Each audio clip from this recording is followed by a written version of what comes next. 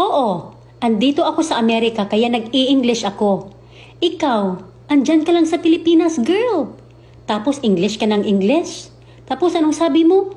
Call center agent ka lang. Tapos nag-i-English inside the jeepney. Come on, girl. Ibagay mo naman sa tamang lugar.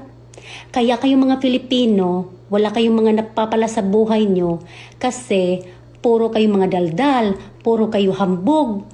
Tingnan nyo, hanggang ngayon naghihirap pa rin kayo. OMG, you deserve it. Kaya I hate Filipino, mga bobo. Good morning guys, kumusta yung araw nyo?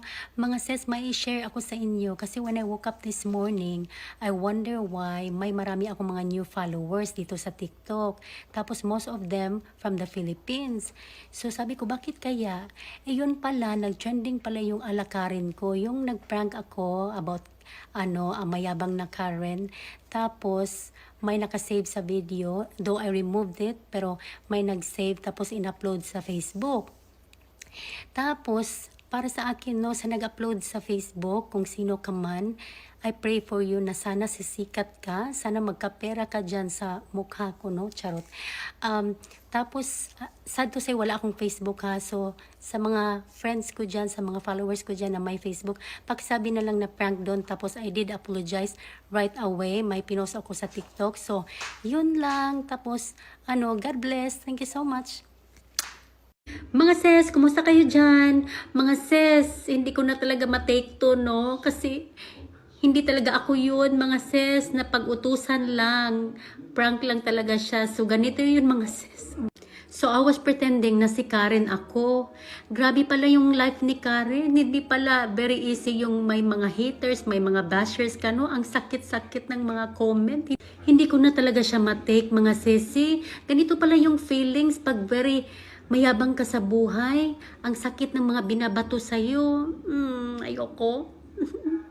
So, para sa aking mga minamahal ko mga Filipino dyan na na-misunderstood yung video ko, I'm so sorry talaga. It's a prank. At the same time, I'm a very positive person.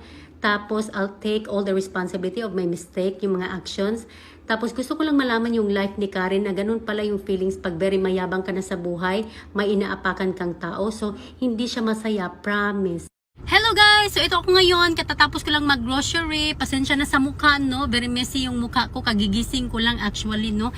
So ito na, nabili ko na yung gifts ng papi ko. So binilan ko siya nito, so cute. Tapos tong balloons. Oh, see, ang cute. Tapos ito din, so cute. First birthday. Tapos yung mga ingredients ko sa niya, sa cake niya, doon sa likod. Tapos itong lay animal crackers. So, very cute. So, excited ako sa birthday niya. Tapos excited ako mag-bake ng cake for him. So, okay guys, I'll see you later. Thank you.